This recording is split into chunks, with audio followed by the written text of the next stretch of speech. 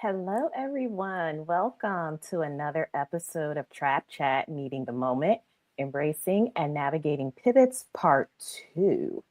Today, I'm joined by a people centric business leader, small business enthusiast, fractional CHRO slash CPO, speaker, adjunct professor, author, the Olivia Pope of HR, and the HR wizard behind the curtain for small businesses, a wife, a mom, an Ohio fan, an Orange Theory enthusiast, lover of exercise, my friend, Christie Engler.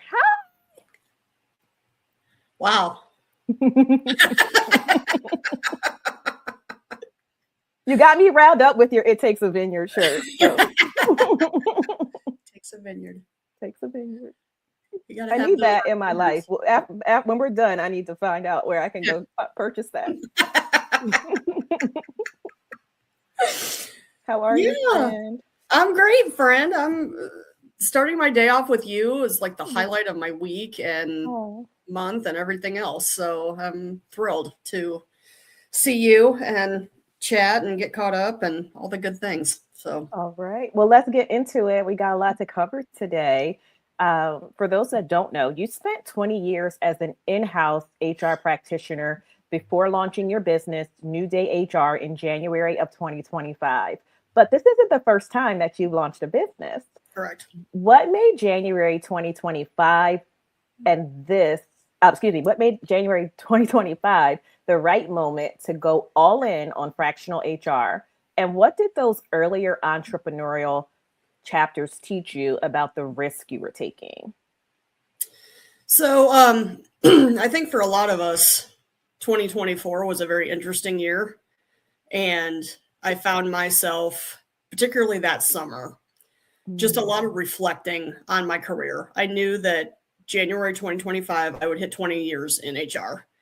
And I'm like, okay, what have I been doing? What's been good? What would I do different? All of the things, right? And Kirsten, I am a woman of deep faith, and I kept feeling the nudges, and I kept feeling the signs and the things from God telling me we're going to do something else. You've been thinking about doing your own thing for a while, and we're going to do this. And yeah, just reflecting back. And it was interesting because as a woman in business, I had a lot of moments of remembering things that probably should never have happened. And, instances where in the beginning of my career, I'm like, yeah, I probably shouldn't have been the 22-year-old in a room full of older gentlemen. You probably shouldn't have been in that situation. Just some different things, I was never, nothing serious ever happened, but there still were just a lot of moments and comments made and just different things that, at the time you just kind of brush off and you just don't really think about. And now at this point, and especially with everything that's been going on in the world, I don't think any of that was right. And I don't think that's how any of that should have gone down, So that was all just kind of part of that reflecting. And so I said, you know what, we're going to do this. I'm going to get started. I missed having a bunch of clients in a bunch of different industries. When I was in outsourcing, I had that. It was the height of my career and so much fun. Didn't enjoy as much being the sole person in a single organization. So I said, I want to do this, but I want to do it on my terms. So January 1st of 2025 felt like the right time to get started, hit the button, all those things. And I said, okay, I'm going to do this, kind of slow. I was still working, just kind of going to build up and see what happens. And then I got laid off the first week of March. And so I felt like, okay, that was God saying, okay, we're going to do this now. We're going to go different than I thought. But really, honestly, with the amazing network and people that I know, as soon as I started telling people what I was doing, referrals came out of the woodwork. And I've been able to ride on that for the last, we're getting close to a year and a half. So So it's really been great. But yeah, being a business owner before, I had a wedding planning business, and my husband and I had a coffee shop. And I think part of me I'm definitely built like an entrepreneur. There's definitely traits that I have.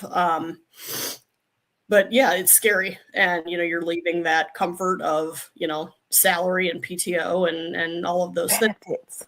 All the stuff, and I'm lucky and very blessed that I have, an amazing husband who, has a regular job, who's able to carry, some of those things. And, but just the support that I had from so many people who said, well, finally, it's about time, we've been waiting, kind of thing. Just the support. So I knew that I could do it. So I love it. I love it. Small businesses often come to you having never had a real HR function. So no foundation, no processes, and sometimes no trust in HR at all because of a bad experience they had maybe at another workplace.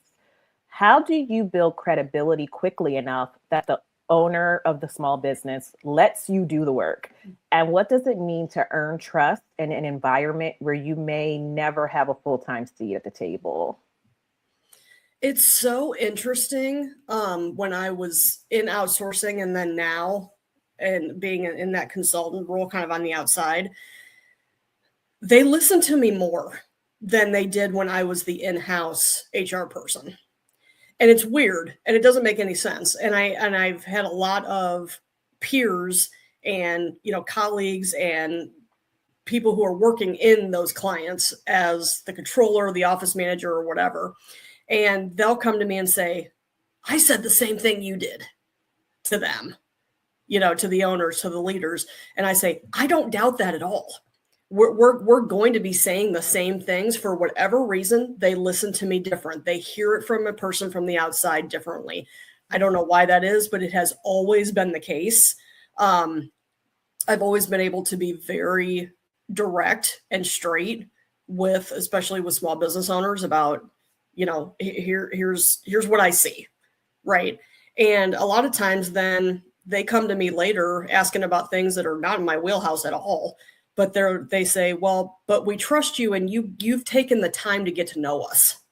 You've come here, you've spent time with our people, you've, been through the meetings, you've, whatever, our business. And so this is why we're asking for this, whatever it is. So I find that the more time I spend and I actually get to know them, I want to know everybody. I want to know all, everybody on the floor, especially if it's a factory. You can't get me out of the factory. I think factories are awesome. I want to be there. I want to be, hanging out on the floor and learning from these people. And so you get to know everybody, really spend the time. The other thing for me is that I take a very consultative approach with situations because, all of us in the HR world, we get the bad rap because, and I have owners all the time that say, I hate HR because all you people say is no. All you people tell me is no, what I can't do, this is wrong, and the reality is there's usually options. Now, they may not be great options. They may not be things that I want to have to choose from or that, we think is the right thing, but they do have options. And so I try to be very consultative and just say, okay, you could fire that person today. You could. Here's what might happen. Or we could go through a 2-week progressive discipline process. And here's what might happen as a result. Which way do you want to go and what's your comfort for risk? At the end of the day, we're risk mitigators. That's really our job. And so, I'm not the one footing the legal bill, and I'm not the one that's going to have to spend months in a courtroom. And okay, you guys tell me where you're comfortable and where you want to, spend your time and energy and money. So I think that has really helped me to become really that trusted advisor. And then they let me in pretty quickly. But a lot of times they just like having somebody on the outside to share things with. I think sometimes too, they think they're not going to get in quite as much trouble, if they've done something stupid and that they feel like an internal person has to, report things or whatever. And I'm like, well, I have obligations too, but at the end of the day, there's usually options, right? Yeah. It's just that you maybe could have done something different. I love that. So this is a great segue to my next question. You are doing fractional work. I know that's I hate the word, but buzzword. I hate the word buzzword. And I also am not fully on board with the word fractional, but that's a different conversation. Do what you want to do with your life. But because I'm like, well, I get it. Fractional means, I know what fractional means, but to me, I'm thinking of bringing your whole self to work. And I'm like, I'm bringing everything, not just a fraction of me. But and the work you're doing is definitely not in pieces. No. So, but in our world, fractional work means you're building relationships across multiple organizations simultaneously. And you're doing this as quote unquote an outsider who has to feel like an insider pretty quickly. Right. What have you learned about how relationships travel differently in small businesses versus large ones? And then how do you stay genuinely invested in people across multiple clients without spreading yourself too thin? So I feel like, again, for whatever reason, they just hear it differently from a person from the outside. And small businesses, there's usually a lot of family and friends involved. And, when you start a business, that's who you hire first, because, you know them, you trust them, and you have easy access to, my brother's been doing a lot of my videography work and helping me with my website and stuff, because he's there and he's good at it, and he does it for, basically free. So, so with small businesses, it's just understanding a lot of those dynamics. If you come in there, again, like a bulldog in a china shop, and all you've ever been in is large organizations, and you go, oh, we can't have all this nepotism. Yes, you can. You can. It's okay. It's going to be fine. This is how small businesses work, and so just understanding some of those dynamics, quite frankly, small businesses can do a lot of things that bigger corporations can't. And I'm not saying it's things that they're getting away with. It's just the way that they're set up. And so it's really understanding that, and having been in that my entire career really helps to be able to, to help them with that and navigate that. The spreading yourself too thin, I have learned over 20 years just to, and you have to do it in different ways. And you definitely have to know what you like and what you don't. I think when you and I first talked and I told you what I was doing, and I said, okay, I'm going to be sending stuff your way because you're the recruiting expert, and I don't recruit. And I know that about myself. I know that that's not my thing. I will help build a strategy, but I am not going to sort, it's just not something that I enjoy. So I'm going to have my people who I trust and I know do a fantastic job and love doing that as partners in this stuff, So kind of thinking about it like that. Hey, I'm not going to take every job that comes my way. There's also industries that I have learned I just don't love, right? Put me in a manufacturing floor on a construction site. I'm happy. I'm good. Get me in those, those types of environments. And there's other ones that I just don't prefer. And so it's okay. I'm just, I'm not going to take every job that comes my way. Unfortunately, when you're getting started, that's hard. That's easier said than done, right? A lot of times you have to take the income. But over time, and you work really hard and you build a great network, and, hopefully you get to choose eventually, this is what I want to do and this is what I don't. So, and just remembering that, and I've said this forever in HR, for the most part, we're not saving lives. We're not working the ER. We're not, performing surgery. What we do is very important, but we're not saving lives. Right. And so you got to keep perspective on, here's what we're doing. We're trying to make work really great. Everybody has to work. But let's not get to so much that we're burning ourselves out. So just keeping perspective, and still having fun and still doing things that matter in our lives, and remembering that passion and purpose. Okay. That you talked about my next question, touches on something that you kind of mentioned a little bit earlier, I think, in trust. And that's that small businesses often carry disproportionate legal and compliance risk. And sometimes it's just because no one told them what they don't know.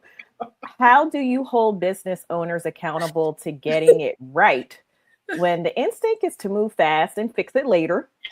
And how do you stay accountable to yourself when you're the only HR person in the room? Yeah.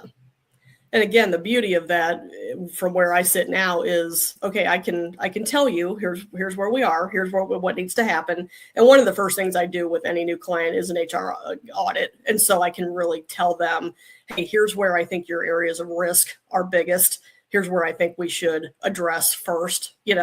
I had a client, Kirsten, I'm not lying, this was just a few years ago. This business had been around since the 70s. They had 90 employees, multi-state. They did not know what a 99 was. This was like 2018, 2019. They had never heard of it before. They had never had HR before. Anybody that they used for consult for their business was their benefits broker, who was a friend, and their CPA, who was a friend of the business. Of the mom and dad had started this in the 70s, before I-9s were even a thing. And now the four brothers are running the company, and they're kind of getting towards the end, and their kids were starting to, so multi-generation, family owned. They did not know what a 99 was, had never heard of it, didn't use it, had no clue, so I was just like, okay, we're going to start there. That's the first thing we're going to do. And it was hilarious because they actually took the forms out to their mom and dad, who were, in their 70s plus, because they're still getting paid by the company. And I was like, yeah, if you could just get this filled out and have them sign it, But that's the thing too, is not making it a bigger deal than it needs to be. Like, yes, we will take care of this. I will put an audit letter in with every single one of them in the file. If we ever get asked, I'll be like, here's the situation, right? Here's what happened. There's reasonableness, right? That has to play a role, So, yeah, that was a fun one because they had absolutely no clue. But it was very important too, though, for me not to, bring the hammer down on them and shame them. And they just didn't know. And they're honestly trying to run a really good business. They had people who'd been employed there for a long time. They were very passionate about what they did. Okay, you're doing all the right things. You just missed some stuff. That's fine. That's okay. We can take care of that. So it's, I think, handling it in that way, taking that approach. Hey, let's just work through one thing at a time. And the other thing is, I take them a list of, hey, here's where I think your risk is. You guys have to make that decision. Again, you have to, where are you comfortable? Where are you not? I will help and support you through all these things. And I will make note that I told you, I told you. And we'll see, we'll go from there. But again, a lot of times it's just the relationship that we build, and then they end up coming back around later. And honestly, sometimes, and it's really getting to be a thing, but the owners who are in the baby boomer generation who are starting to exit, right? And they are passing it down to the kids or the grandkids, or they're looking to sell it. I've had a lot of those next upcoming generations say to me, hey, we can do all this stuff that you're talking about as soon as dad leaves. As soon as, because a lot of them are just, they're not budging. They're and what they don't understand is that their bigger risk is not really in that the paperwork's not done. It's in the newer, younger members of their workforce filing complaints. Yeah. Which you can now do on your phone. Did you know that? You don't even have to call the DOL like you used to have to. You can seriously do it on your phone now. Let me tell you something. I wouldn't do that, but okay. I mean, this is not legal or HR advice, but I wouldn't do that based on the way that the current DOL is set up. I wouldn't do that. Agreed. Yeah, but there's a form on your phone now that you can fill out. You used to have to call and spend hours on the phone filing your complaint. You don't have to do that anymore. So I wouldn't even contact them right now. I wouldn't either. I'd just wait. I wouldn't either. I'd wait. Yeah, I'd wait. But but this generation, they know their rights. They know what they're entitled to. They know how they're supposed to be treated and not. And they don't hesitate to file complaints and grievances. And, and so that's when, because I've had so many owners say, I've been in business 30 years and I've never been audited. I've never had the DOL show up. Why should I care? And I'm like, that's great. See all these new people that you just hired who are under the age of 30? There's your risk. And then they go, oh, so people from the, well, not current, but previous DOL administration that I've heard, speak at conferences, they'll tell you that. They're like, oh, we spend all of our time replying to complaints anymore. We don't even schedule random audits anymore because they don't have to. The workforce is doing it for them. So I'm like, there's your risk. So let's just actually make sure that this workplace is good and that we're doing the right things, because if you don't, you're going to hear it from them, and they're like, oh, so it's just different. It's just different time, Absolutely. So. Now, I mentioned this in my intro, but you describe your work as being the HR wizard behind the curtain for small businesses, kind of like the Wizard of Oz, I think. Yeah. I've been on a wicked kick. Oh, okay. What proactive habits have kept you building and investing in your own platform? And how do you apply that same forward-thinking discipline when you walk into a small business that's only ever been reactive? So one of the things for me that's really key is having so many friends and people in my network who also do this, who have come before me, who I can learn from. I can call Tina Marie Woolfield, I can call Mary Williams, I can call all these different people and say, hey, here's what is going on in my client. How would you handle this? And I've been able and so lucky to have such a strong network of people that I can learn from constantly. And so that helps me to be more proactive and, just learn, all the time. So, and again, a lot of them, I walk into these small businesses and it's for a while, it's nothing but reactive and cleanup. But I also ask them a lot of times, I'll say, aren't you tired being in that way and constantly just reacting to things? And a lot of times, and I use this phrase in my manager training, are the inmates running the prison? Is it out of control? Are the employees really, are they running things here? Are the managers just getting trampled on because they don't have the right authority and they don't have the right tools and resources to help them, have good conversations, have good communication, and really, be good leaders. And there's a lot of that. There's a lot of that going on. And at the end of the day, it's just because they don't know. They, great workers get promoted into management and then never get any help. So it happens all the time. So, so a lot of times they just need that help and support so that they can learn how to be proactive. They just don't know the right things. And so I spend a lot of time doing that. I'm very passionate about manager training. And that's usually one of the first things I want to do when I start with a new business is let's get all the managers trained. And this is not a one and done. This is every quarter we're going to do something and they're going to come to me and I'm going to help them and we're going to practice and I'm going to help them become really great managers that people don't want to leave. Right. Because at the end of the day, we've all quit a manager before.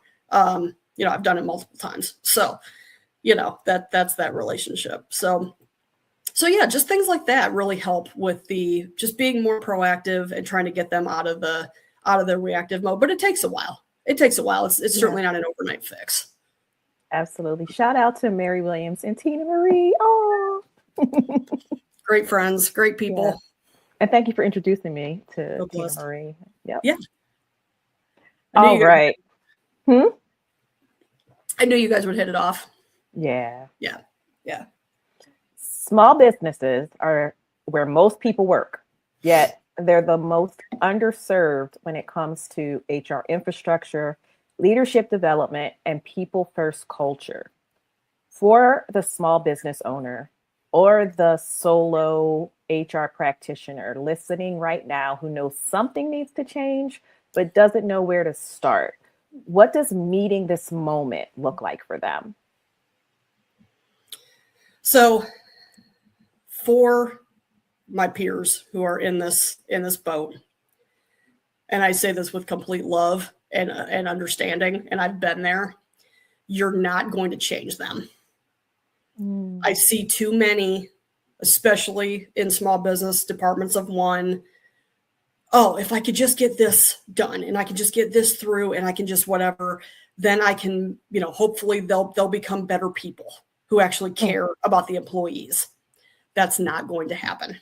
I can tell you that. I have seen it.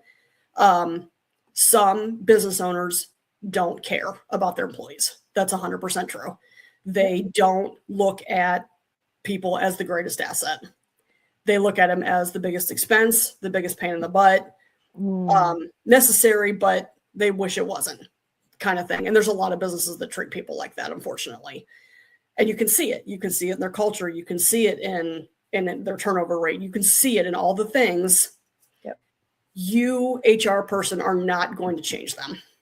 You're not going to. This is how they are. This is how. So I tell people who are in this boat, you really need to think about your position. If they are not supporting you, if everything is just a HR initiative and not a company thing, if they're not behind you, if they are talking bad about you to other leaders, I've heard of that. I had a CFO that was doing that to me not that long ago. These are not supportive things. These are not collaborative. This is not working together to better the business. You got to go and go take your talent somewhere where they appreciate it. Yep. Right. Unfortunately, it's just, you go through an interview process. They tell you how much they want this and they need HR and they're so excited. And then it's just roadblock, as soon as you get in there. And so it really sucks and it's really hard. And yeah, you're going to have some turnover in your own career because of that, and you're going to have to make some decisions, but you're not going to change them. Okay. So stop going up that hill constantly. Right. And I think this is how people are getting burnt out and hating what they do and, just being so frustrated. And it's really unfortunate, but you just have to have that realization there. It's not going to change. Go somewhere where they will appreciate you. I love that. Yeah. That's nothing else to say. Right. Like, that's it. All right. It's time for the rapid fire. Woohoo. All right. So I think I know the answers to some of these, but I'm going to hope as your return guest that you're going to give me, some little different answers this time. Okay. Who's a well-known or lesser-known historical or contemporary figure who inspires you and we should learn more about? So I have been a big fan in recent years of women's basketball, college and professional. And so Dawn Staley, who's the coach at University of South Carolina, I absolutely love and adore her and her leadership style and her support of women in sports and just everything. She is a fabulous individual and also just fierce, and she will go to bat for her team, and it's just amazing. So she is one of my favorites that I wish more people knew about. Shout out North Philly.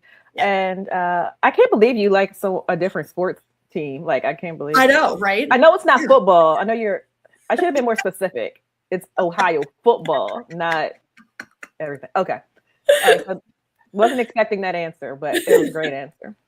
What is the best piece of career advice you've received you would give your early career self?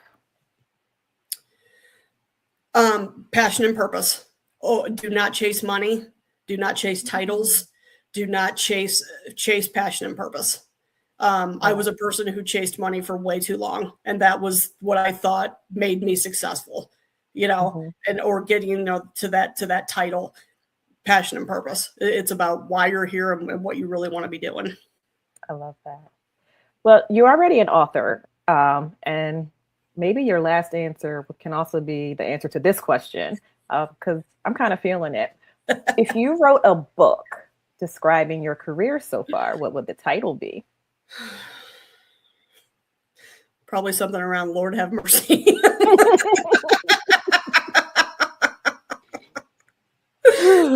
Girl, you've got this. Bestseller. Yeah.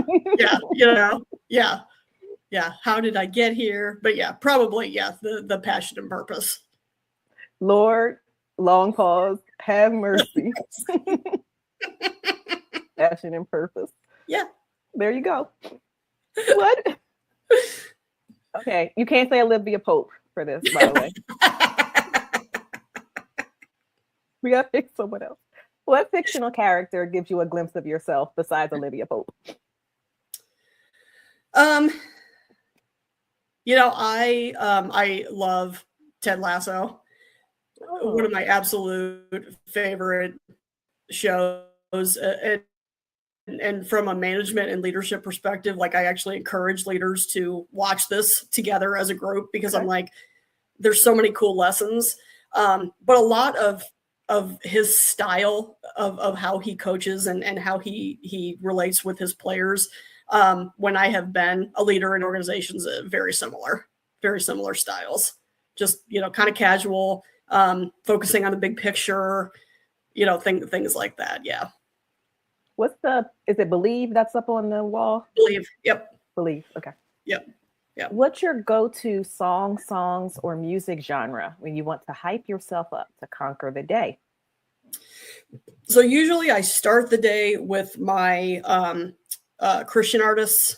And so I've been on a Mercy Me kick, and Zach Williams is another artist who I just really connect with. So usually I start the day there. And then I've been in my Lady Gaga era for a while now. My daughter and I went to the concert last summer in Vegas, and it was absolutely amazing. And then next week we're going to see Bruno Mars. So now I'm in my Bruno Mars thing. Yeah. So lately those have been all my hype tunes. Another guest whose episode just aired on Monday, Mia, she had just been to the Bruno Mars concert as well. Very excited. Yeah. All right. Bruno is loved in the HR community, I think. Maybe they should get him at SHRM. That's where our money should go. I mean, if they're going to spend it anyway. I told someone this year's SHRM conference is like going back to the 90s. I think Christina Aguilera is the musical guest. I'm like, okay. Trying to get all the Gen No X disrespect to Christina, but like, does she have an album out? I think it's been a while. Exactly. Okay. Right? Yeah. Yeah. What's your favorite empowering quote?